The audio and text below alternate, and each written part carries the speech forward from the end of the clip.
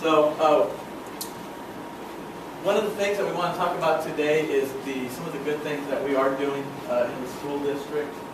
We've initiated several new kind of initiatives this year. There we go. So we have several new initiatives this year. The board has looked at some goals that they would like the school district to follow. We're just going to go over some of that. But if you haven't seen the new T-shirts that the school district has, they look something like that. And so what's the deal with this little guy here? So basically, if you listen to the Mayan calendar, 2012 is supposed to be the end of the world, if you haven't heard. So what Hutto ISD discovered is that the Chinese actually have a different calendar, and 2012 is actually the year of the hippo, according to the Chinese calendar. So we're going to count the Chinese calendar over the Mayan calendar. The Mayans just ran out of space in their circle. So we call this the year of the hippo. This is going to be our banner year, and I'll have Ben start presenting some of the things that we're looking for as far as what the year of the hippo means for us. Three of the things our board is looking for this year: not only an outstanding year, but a real focus on customer service with our parents and our community together. Inspiring excellence in all that we do. Of course, we've always tried to do that, but this year there's really a true focus on it. We have a new mission and vision for Hutto ISD. The mission of the board, administration, and staff of Hutto ISD is to inspire our students to be bold, innovative thinkers that are prepared for an unlimited future through strong academic programs and overall school activities that involve our parents, community, and all members of the Hutto family. Our vision, Hutto ISD, inspiring excellence in academics, character, and community. This came from a recent workshop the board did. We do it annually, but this was a specific focus they had this year. Goals this year include academic excellence, financially frugal, efficient and responsible, excelling in communication, and recognizing and celebrating our staff for their hard work and determination. They are our greatest asset. Hutto ISD, if you don't know, 7 campuses, a high school, 2 middle schools, and 4 elementary schools. 683 staff members. 5,877 students. 4,214 student growth in the past decade. 4th largest ISD in Williamson County, growing at 4 to 6%. That's still considered a fast growth district, and for some of you, you may know we were at 20 to 25% several years ago.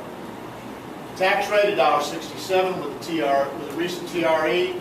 We will talk about that shortly. A budget of $38 million with the recent TRE. Some of the things that we'd like to point out as far as our points of pride, what are we proud of as a school district, especially in this year, the year of the hippo. Hutto ISD was selected as a semifinalist for the HEB Excellence in Education Award, so we were awarded that semifinalist position. 4 of our campuses combined for 7 gold performance acknowledgments, so we excelled academically at 7 of our campuses, receiving that gold performance award. Our schools were the best attended schools in Central Texas. For those of you who do not know, we kind of really stressed attendance in our school district. We were facing budget issues, and we were trying to look at every avenue that we could to generate revenue. One of those avenues, of course, was attendance. So we really pushed attendance with our principals, with our parents, with our students. What that translated to was we were the highest attended district in the Central Texas area. 97.1 attendance rate. Almost a 1 percentage point increase over the prior year. So what that meant for us is we actually earned an additional $143,500 because of that increase in attendance. So it really worked and translated into some additional funding for our school district. Our seniors earned a total of $2.2 million in college scholarships, all seniors combined. That is the single largest amount awarded in Hutto ISD history. So our seniors did a great job. Our staff, our counselors did a great job of finding scholarships for our athletes, for our academic students, and we had the highest awarded scholarships that we have had in the history of Hutto ISD. 35 of our students participated in state-level events in athletics, band, choir, cheer, dance, and FCCLA. So we had some high-performing students that went all the way to the state level for us. Nearly all of our athletic teams advanced to post-district play. All of our girls' athletics advanced to post-district play, which is very excellent, considering we haven't been 4A that long, so we're doing pretty good in that area. Our students raised more than $24,313 for local charities and research. Some of that included raising money for a local family. One of our teachers donated thousands of cans of food to the area food banks, and they collected teddy bears for sick children and supported Bastrop ISD during their crisis with the fires that they had. So our students really pulled together and did some good things, some good charity work for the community. 25% of eligible K-8 students in Hutto ISD also earned, through our character education program, a medal as part of the Early Act First Night program. For those of you who missed it, you should have seen Dr. Killian dressed as a knight. He said that was a sight to see. So he loved going to the campuses, promoting the character education program, the Early Act First Night, basically looking at some of the characters that a knight has. Honor, things of that nature. So students really embraced that character ed program. 1,500 students received medals as part of that program. That was put in conjunction with the Rotary Club as well. Financials. So what are some of the things that we have done financially in Hutto ISD? We, as a district, like to benchmark ourselves with other districts throughout the state. We want to compare ourselves. How are we doing financially as far as our overall expenditures are concerned? How do we compare to other districts, not only in Central Texas, but throughout the state? We do that through an organization called Benchmark for Excellence. They gather data of school districts throughout the state, South Texas, North Texas, West Texas, East Texas. One of the things that we were recognized for is that we were one of the most improved districts for lowering our maintenance and operations costs. Our overall budget costs on a per student basis. Over a 5-year study, they recognized Hutto ISD and Katy ISD as two of the districts who had greatly improved lowering their operating costs. So we were very proud of that. We have maintained an A financial bond rating by Standard & Poor's. And one of the reasons that they actually maintained our A rating, which is our school district's credit rating, was because they recognized we made some of the tough decisions that needed to be made during our financial crisis, closing the campus, moving 5th graders to middle school, slashing budgets throughout the district, things of that nature. So they recognized that the difficult decisions that had to be made in the school district, the board, the administration, the community was willing to make those decisions, and so we were able to maintain our A credit rating. We refinanced bonds in May of 2012. That saved the district $5 million over the life of those bonds in interest cost and savings. And we were able to lower our bond payments over the next 5 years as a result of that. As I just stated, we're also looking at refinancing another $8 million in bonds, so that should save us another $1.5 million in additional interest cost savings. We have saved more than $275,000 through our energy conservation efforts. So another area that we were pushing as a school district to save money was energy conservation, making our staff, students aware of ways that we can save energy throughout our district. The board passed procedures that really put set points on our thermostats, saying they can't be lower than a certain level. So that really greatly helped the district save in energy costs. Over a 5-year period, we've practically slashed our kilowatt usage in half, and that's one of the reasons we were recognized by Benchmark for Excellence. But this year alone, we saved about $275,000 in energy cost savings over the prior year. We are categorized as a low-spending district according to the state comptroller of the state of Texas. The state of Texas did a study called the Financial Allocation Study of Texas, which basically they looked at all school districts statewide, and they wanted to see how school districts spend their funds on a per-student basis. Looking at the number of students that we have and the amount of our budget, we were categorized as a low-spending district. Keeping in mind that this was in 2010, so this was actually before we made our large budget cuts, our $4.3 million, $1.2 million in budget cuts. So based on that, we feel we're going to be a very low spending district for this current school year. Some of the current things going on, what we're still on Yeah, financials. that's. I'm gonna let Ed finish that. As far as on a cost per student basis, now that the TRE passed, we are spending about $6,468 operationally to educate each of our students. That's one of the lowest spending districts in Central Texas. We are just below two of the other lower districts. Pflugerville ISD, they spend $6,492. Bastrop ISD spends $6,500. So we're really proud that we are still being as frugal as we can with our taxpayer dollars. We're still one of the lower spending districts in the area. As far as transportation, one of the things that we did 2 years ago is we contracted with Round Rock ISD to manage our transportation department.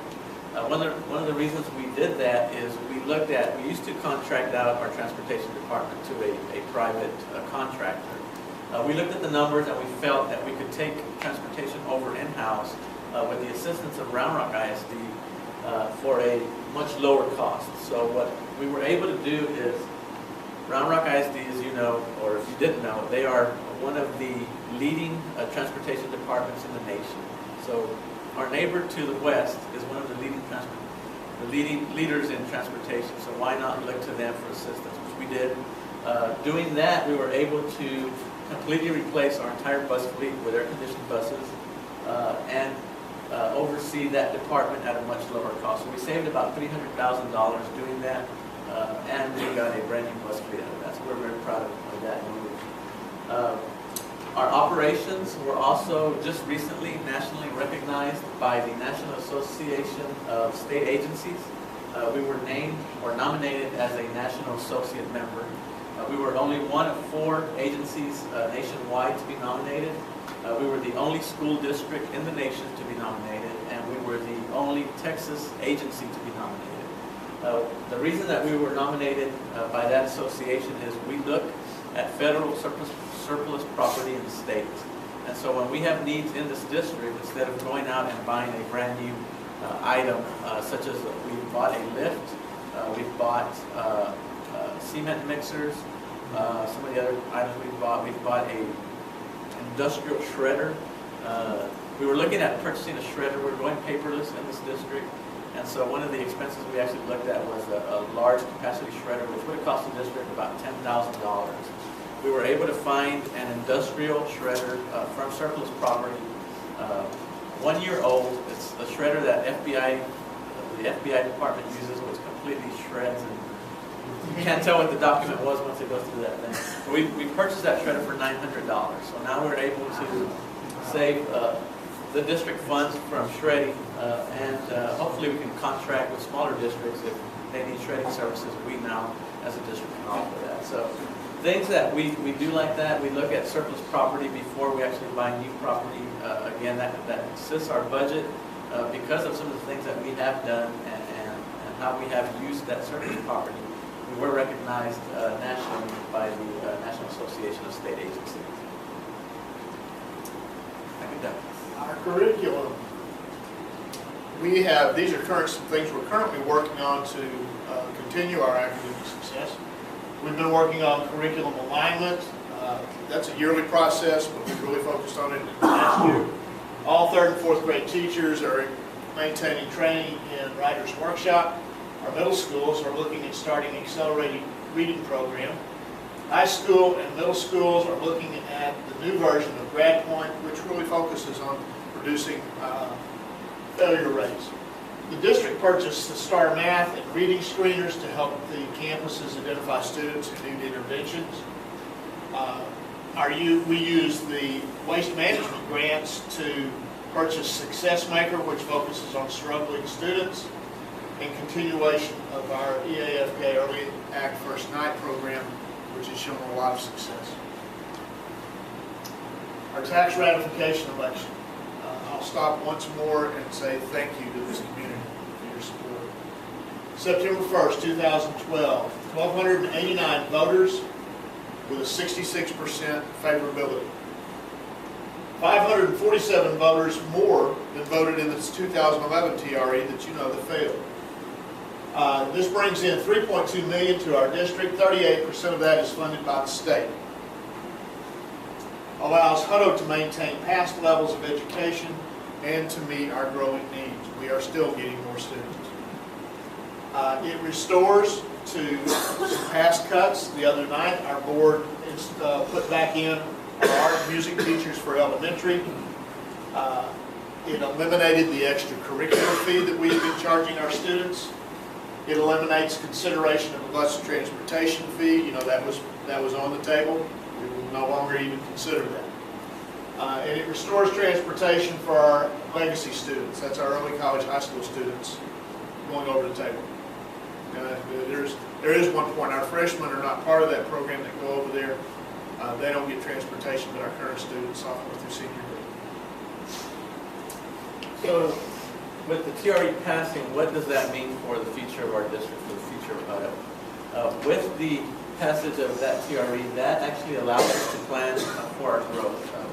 Our demographic studies currently show that within the next 5 years, we're anticipated to grow 1,917 students. So we are still growing as a district 4 to 5% a year.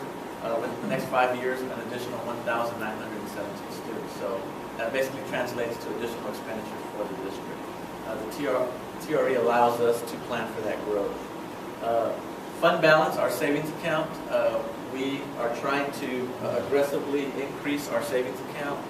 One of the reasons that we need to is, according to TA standards, the Texas Education Agency, they would like school districts to have between 2 to 3 months of savings in their accounts. And that basically translates that a district is financially sound if you can have 2 or 3 months worth of operations in your savings account. Currently, we have less than 1 month. And so we have some work to do with that to make this district financially stable. Another reason that we want to prepare for that is because we know in 2013, the state of Texas is probably going to cut education funding again. Based on what we're hearing from the governor and legislators, there is no additional funds. So in 2013, they are still going to be experiencing a budget shortfall. The governor has already stated that he will not touch the rainy day fund, the state savings account, and so we know that there probably won't be any additional money for public education in 2013. So we're preparing ourselves for that. The TRE will allow us to do that. So in 2013, if the state cuts public ed, which is very likely, we will be in a position to absorb those cuts. So we won't have to come to the community again with gloom and doom. We won't come back saying we're going to increase your taxes. This current TRE, that's all we're going to ask for of our community. That also allows us to wait for the lawsuit. As you know, Hutto ISD is involved in a lawsuit with the state of Texas. There are over 400 other districts involved in that lawsuit with us as well. We were one of the first school districts to move forward with that lawsuit. We're actually a named plaintiff in the Equity Center lawsuit. And so we will await to see what the outcome of that lawsuit is. We feel pretty confident that we will actually win. But unfortunately, we won't see any relief from that outcome until the 14-15 school year. So we still have several years to see what the state does as far as adequately funding education in the state of Texas. Another thing that the TRE allows us to do is prepare for the Sienna development. The Sienna development is located near Veterans Hill Elementary School. That development was one of the reasons that we actually built Veterans Hill Elementary School. It takes about a year and a half for us to plan and build an elementary school. At that time, we knew the Sienna development was coming, then the housing market crashed. So the school was built. There were no houses that showed up around Veterans Hill as we had hoped. Now we're hearing that there's about over 200 home lots that are currently being developed. If you look at Country Road 110, head north, you'll start seeing that infrastructure being put in place. Currently, KB Homes has purchased about 200 of those plats, and so they will begin building homes in that area, probably beginning in late December, early January. The overall phase 1 of the Sienna project, we're looking at over 2,000 homes. And so looking at 2,000 homes, that actually, a development that large probably needs 2 elementaries. So we know in the future, Veterans Hill won't be able to hold all the students in that development, so we would probably need to look at an additional elementary in that area. For those of you who have pool with John Lloyd, developer of this development, 2,000 homes, there's no site on that development for a school. So we are trying to negotiate and sit down at the table with him and negotiate a school site somewhere within that development. What that allows the district to do is we have walkers now. So we have students in that community that can actually walk to our elementary school.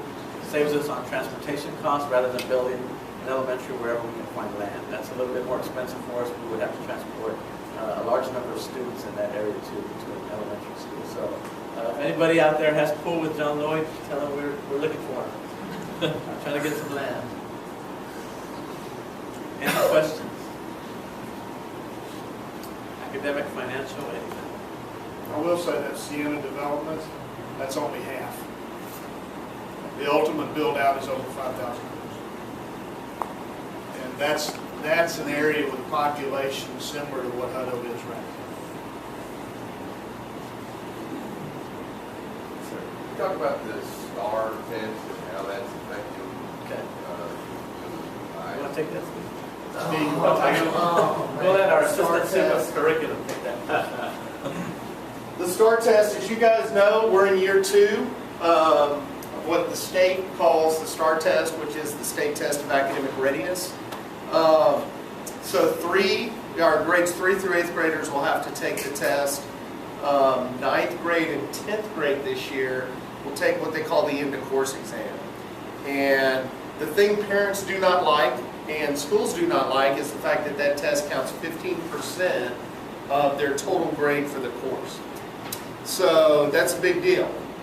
And it's basically you have to know calculus to even understand how that stuff all works and works together. But it'll take me a long time to explain it, but I can get a video and put it on our website of it. We're going to have some parent meetings at the high school. It's a long, drawn-out process. Our kids did pretty good. Our 9th graders, compared to the region, compared to the state, did very well.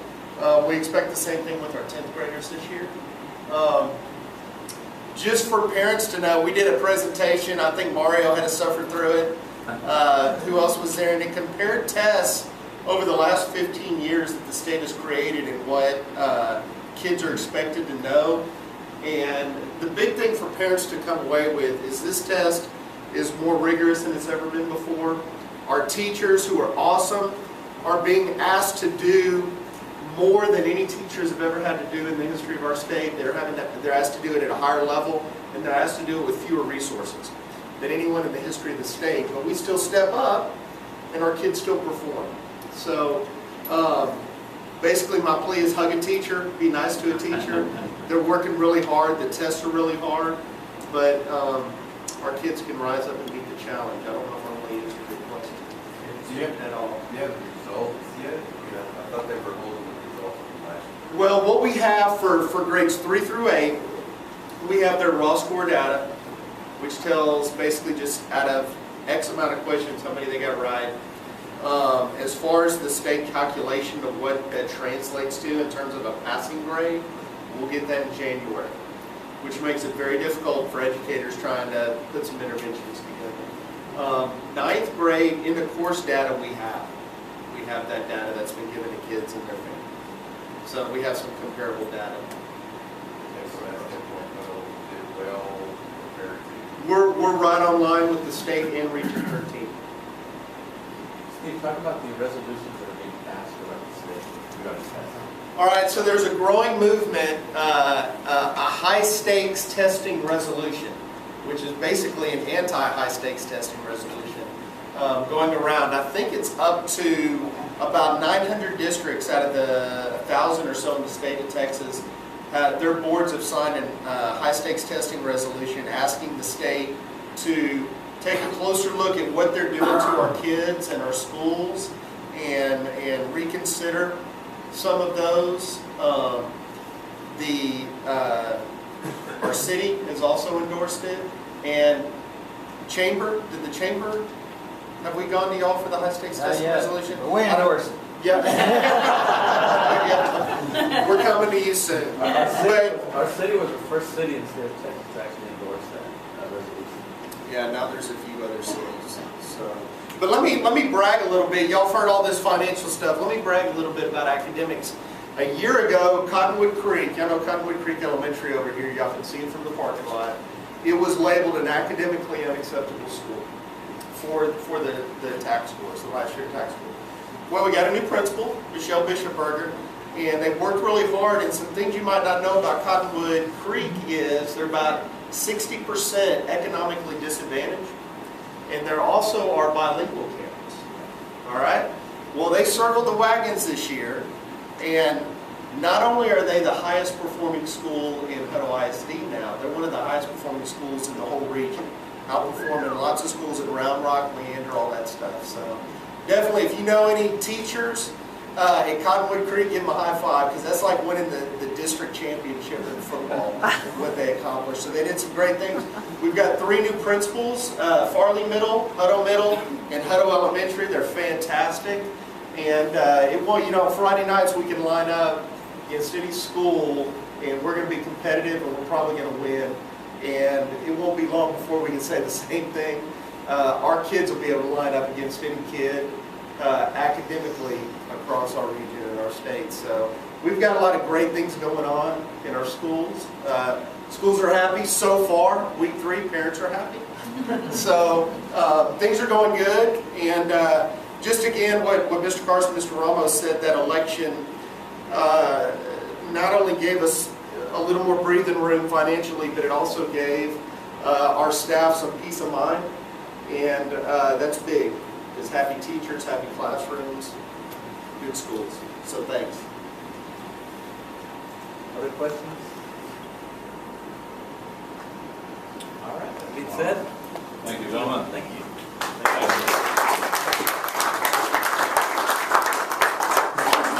I will say, Scott and I were at that particular meeting. It was all the district superintendents, and there was like, I guess, 10 districts around.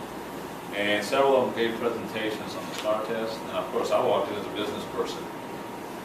We do have some education in our family as far as people that are involved in education. And of course, listening to the pitches that they were doing, blood was coming out of my ear. And I'm thinking, okay, but Steve really took it home as far as everybody started questioning his presentation, meaning it was making sense. And I mean, Maynard was the leader as far as what they were doing, and I understood a lot of it. The only thing is, I don't have any kids in school, but I'm thinking of all the parents that are out there, and I think that's the key. If you can teach the parents exactly what this test is about, starting from the state itself, what they're mandating, and then the teachers are trying to teach your kids at the same time. And we need to be very supportive. Anyway, that ends the Economic Development meeting, and I want to thank, again, Scott and his staff, Shauna and Aaron, stellar staff, for putting everything together, and of course the 5 years that we've been together as Economic Development Corporation. Thank you so much. Anybody have other questions for Scott or anybody else? Mario has a great $2 omelet. Do not say that. I've had people ask me for that. I sent them to Ron and Roger. But anyway, thank you so much.